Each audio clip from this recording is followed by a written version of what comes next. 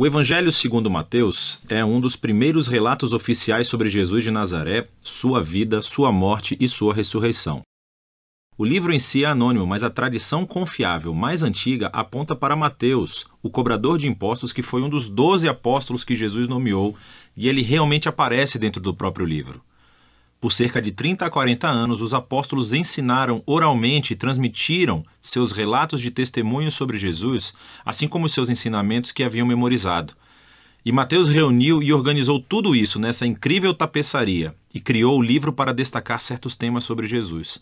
Nesse vídeo, vamos cobrir a primeira metade do livro. Especificamente, Mateus quer mostrar como Jesus é a continuação e o cumprimento de toda a história bíblica sobre Deus e Israel, que Jesus é o Messias da linhagem de Davi, que ele é o novo mestre com autoridade, como Moisés. Mas não só. Jesus é o Deus conosco, ou em hebraico, Emanuel. E Mateus desenhou esse livro com uma introdução e depois uma conclusão.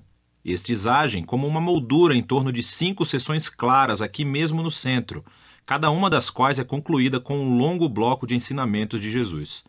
E esse conceito é intencional e incrível. Veja como isso funciona. Os capítulos de 1 a 3 preparam o palco, vinculando a história de Jesus diretamente ao enredo da escritura do Antigo Testamento. Então Mateus abre com a genealogia de Jesus, destacando como ele é da linha messiânica do filho de Davi. E ele é filho de Abraão, o que significa que ele trará a bênção de Deus para todas as nações. Depois disso, temos a famosa história do nascimento de Jesus e como todos os eventos cumpriram as promessas proféticas do Antigo Testamento que as nações viriam e honrariam o Messias. Que o Messias nasceria em Belém, mas, mais do que isso, a concepção de Jesus pelo Espírito Santo, seu nome, Emanuel. Tudo isso trabalha em conjunto para mostrar que Jesus não é um mero humano. Ele é Deus conosco. Deus se torna humano. Então, você pode ver 2 dos principais temas de Mateus aqui na introdução. Ele é da linha de Davi, ele é Emanuel, mas Mateus também quer mostrar como Jesus é um novo Moisés. Assim como Moisés, Jesus saiu do Egito, atravessou as águas do batismo e viveu no deserto por 40 dias. E então Jesus sobe a uma montanha para entregar seu novo ensinamento. Através de tudo isso, Mateus afirma que Jesus é o prometido maior do que a figura de Moisés, que libertará Israel da escravidão. Ele vai lhes dar um novo ensinamento divino. Ele vai salvá-los de seus pecados e estabelecer uma nova aliança entre Deus e o seu povo. Esse paralelo entre Jesus e Moisés também explica por que Mateus estruturou o centro do livro da maneira que fez. Essas 5 partes principais destacam Jesus como mestre e Mateus criou um paralelo. Jesus como mestre é um paralelo aos 5 livros de Moisés. Jesus tem autoridade como o novo mestre da aliança que cumprirá a história da Torá.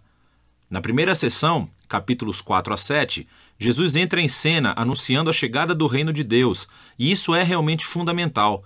O reino é, em essência, sobre a operação de resgate de Deus para todo o seu mundo, o que acontece através do Rei Jesus. Jesus veio para enfrentar o mal, especialmente o mal espiritual, e todo o seu legado de opressão demoníaca, doença e morte. Jesus veio para restaurar o governo de Deus e reinar sobre o mundo inteiro, criando uma nova família de pessoas que o seguirão, obedecerão aos seus ensinamentos e viverão sob o seu governo. Então, depois que Jesus começa a curar pessoas e formar um movimento, uma comunidade, ele leva seus seguidores para uma montanha ou encosta. Entrega seu primeiro grande bloco de ensinamentos, tradicionalmente chamado de o Sermão do Monte. E aqui, Jesus explora como é segui-lo e viver no reino de Deus.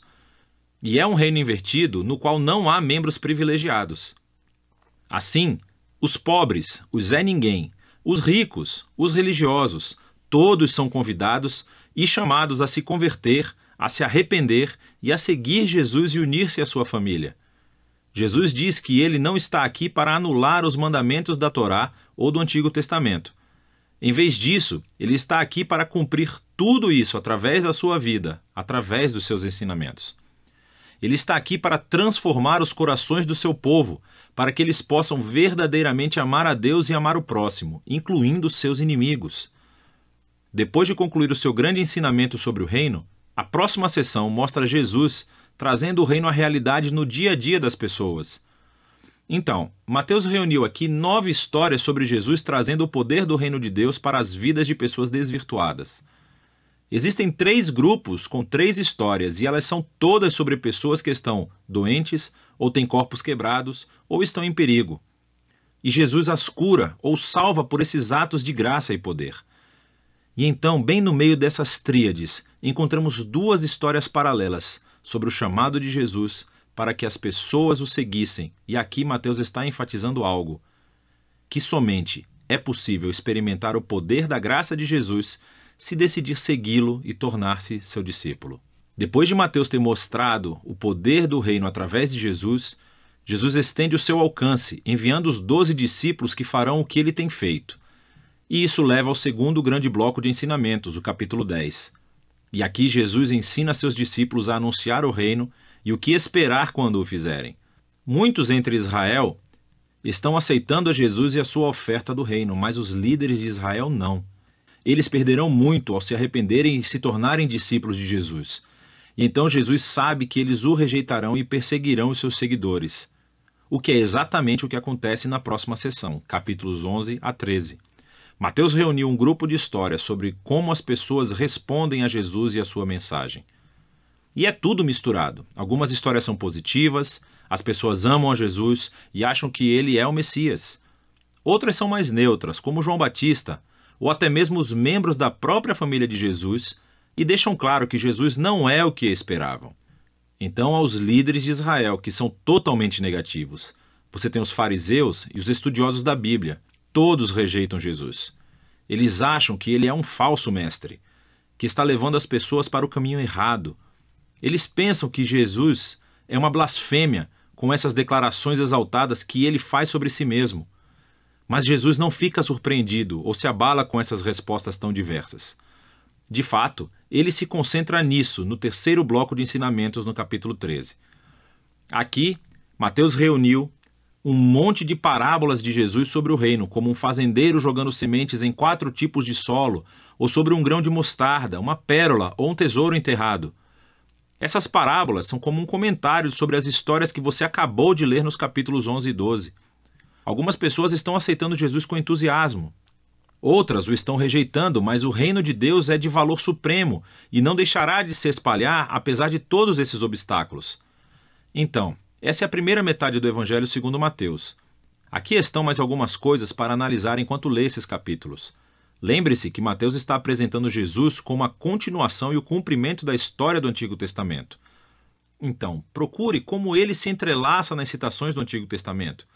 E o que você encontrará é que elas são colocadas em pontos estratégicos da história, explicando mais sobre Jesus e a sua identidade.